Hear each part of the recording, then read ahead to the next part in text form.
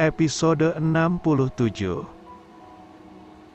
Nggak ada cewek yang kayak kamu lagi di perkebunan ini, Jill. Rasanya pasti perkebunan ini bakalan hambar. Kamu nggak ada suanya. Aku jadi pengen resign juga dari sini. Zaflen menaik turunkan alisnya. Entar kalau ketemu cewek yang walaupun bermata satu tapi Mas Zaflen udah kadung jatuh cinta. Pasti Mas bakalan betah di sini. Sumpah. Ini baru kali pertamanya aku diramal bakalan dapet cewek bermata satu. Dajjal kali. Haha. Jill tertawa mendengar tanggapan Zaflen. Kamu jaga diri baik-baik. Iya, tukas Alif membuat tawa Jill terhenti. Tatapan matanya kini fokus ke arah pria itu. Aku yakin kami pasti akan kangen sama kamu. Situasi akan berubah saat kamu udah nggak ada lagi di sini. Ucap Alif dengan tatapan teduh. Jill yang mendapat tatapan seteduh itu pun berkata, aku juga yakin kalau aku bakalan kangen sama kalian semua. Aku hanya bisa ngedoain kamu. Semoga kamu selamat sampai tujuan. Dan tentunya mendapatkan kebahagiaan dari orang yang kamu cintai. Alif melangkah maju, lalu memeluk Jill, membuat yang lain pada baper. Setelah kamu pergi dan seandainya aku nggak bersemangat lagi bekerja di sini, aku juga akan resign untuk mencari pekerjaan dan situasi yang lebih baik untuk hatiku. Ujar Alif lagi. Jill hanya bisa menjadi pendengar yang baik. Zaflen, Haziq dan Hafiz menatap perpisahan antara Alif dan Jill tanpa kedip. Sikap dan kata-kata Alif sempurna membuat tiga pria lainnya merasa terharu.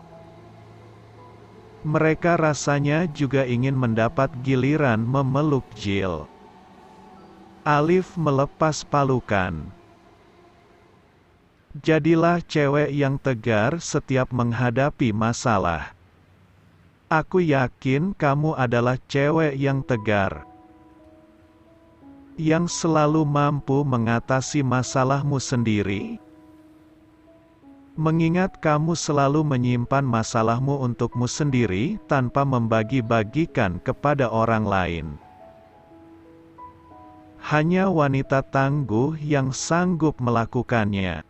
Di saat kamu merasa terancam dan sudah tidak sanggup lagi mengatasi masalahmu, saat itulah kamu akan meminta bantuan pada orang lain. Aku kagum padamu. Alif mengusap pucuk kepala Jill. Aku nggak setegar itu, Mas. Aku hanya wanita biasa yang nggak suka bergantung pada orang lain karena ingin mandiri. Meskipun itu sulit, tapi aku selalu berjuang untuk mencobanya. Alif tersenyum. Ya sudah, aku permisi.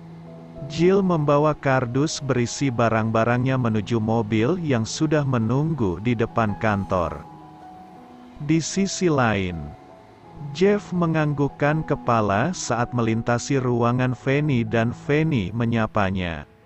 Jeff mengetuk pintu ruangan Pak Acen dan memasuki ruangan itu. Ia melihat Pak Acen yang sedang duduk di kursi kerjanya. Pak Acen tengah menatap layar ponselnya, nonton YouTube. Jeff meletakkan amplop ke meja Pak Acen. Surat dari kantor pusat, ujar Jeff.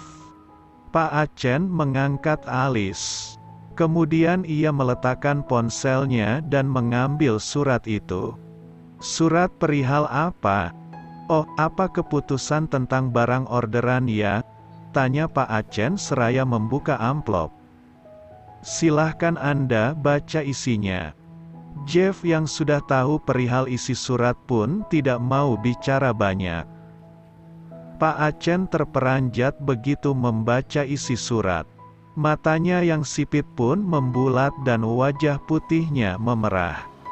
Ia kemudian menggerutu dengan menggunakan bahasa Cina.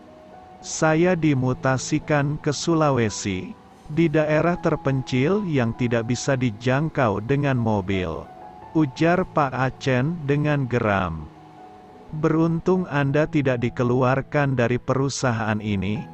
Mutasi adalah toleransi besar untuk Anda. Apakah hanya karena masalah Tata? Tata kan sudah kau pecat dan dia sudah keluar dari perusahaan ini. Kenapa ini menjadi masalah? Anda tidak bisa menyepelekan masalah ini. Ini menyangkut moral dan etika Anda sebagai pimpinan. Satu lagi. Saya sudah menunggu sejak lama momen ini terjadi. Anda tahu kenapa? Karena Anda tidak pantas memimpin perusahaan ini. Apa masalahmu? Kenapa kau bicara begini? Pak Acen menatap Jeff dengan tatapan gusar. Masalah saya ada pada Jill. Anda telah membuatnya merasa terancam. Anda memasuki mesnya dan membuatnya berteriak. Saya menyesal karena telat mengetahui hal itu. Tapi inilah balasan yang harus Anda terima atas sikap Anda yang kerap mengganggu kehidupan para wanita. Pak Acen menatap Jeff dengan pandangan canggung. Jeff tidak menyangka jika ternyata Pak Acen jadi merasa bersalah atas perkataannya barusan. Mungkin ini yang kau tunggu karena kau berharap akan segera menduduki kursiku. Ujar Pak Acen. Saya dengar Direktur Utama telah menurunkan surat keputusan tentang pengangkatanmu sebagai Direktur Operasional di sini. Saya sudah menerima surat itu, tapi saya tidak bisa menjalankan tugas itu. Saya tidak akan membatalkan niat saya untuk resign. Permisi. Jeff melenggang pergi. Ia sempat melihat dari sudut matanya Pak Acen tampak meremas surat mutasi yang ia terima dengan frustasi. Jeff menatap Fanny saat melintasi ruangan gadis itu. Fanny tengah mengangkat sebuah kardus berisi barang-barang miliknya yang telah selesai ia kemas. Kau sudah selesai mengemas barang-barangmu? Tanya Jeff. Sudah, Pak. Jawab Fanny. Bawa barang-barangmu ke mobil. Mobil menunggu di depan. Baik, Pak. Fanny mengikuti Jeff keluar ruangan. Mereka masuk ke mobil yang sudah menunggu di depan kantor. Lalu mobil bergerak menuju ke kantor IC. Jeff dan Fanny turun lalu pindah ke mobil yang telah bertengger di depan kantor IC. Jeff duduk di samping kursi supir. Fanny duduk di jok belakang. Tepat di sisi Jill yang sudah lebih dulu duduk di sana. Supir menurunkan barang milik Fanny dan memindahkannya ke bagasi mobil yang akan mengantar Jeff sampai ke Jakarta. Fanny melempar senyum saat pandangan matanya bertemu dengan Jill. Kali ini Fanny beruntung karena Jeff menawarkannya untuk pulang ke Jakarta bersama-sama. Artinya Fanny tidak perlu mengeluarkan uang untuk ongkos. Karena Jeff telah menanggung ongkos Jill dan Fanny yang akan kembali ke Jakarta bersama-sama dengannya.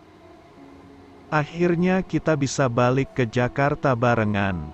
Ujar Jill riang sekali. Fanny mengangguk girang. Tak kalah bahagia. Jill mengernyit saat melihat Faizan yang membawa ransel berisi penuh barang-barang. Pria itu berjalan dengan langkah lebar menuju ke arah jalan poros.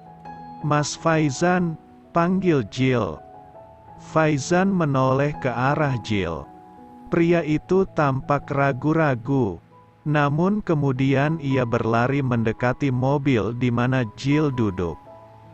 Pria itu menatap Jill dari jendela yang terbuka. "Mau kemana, Mas? Kok bawa ransel segede gitu?" tanya Jill seraya menatap ransel di punggung Faizan. "Aku mau menyusul Ika,"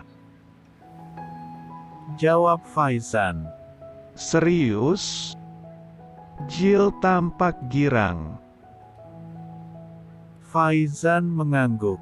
"Nggak seharusnya aku menjadi pengecut." "Makasih, Jill. Kamu udah menyadarkanku tentang apa yang mesti kulakukan. Aku harus bertanggung jawab. Aku harus menemui Ika." Semalaman ia memikirkan ucapan Jill.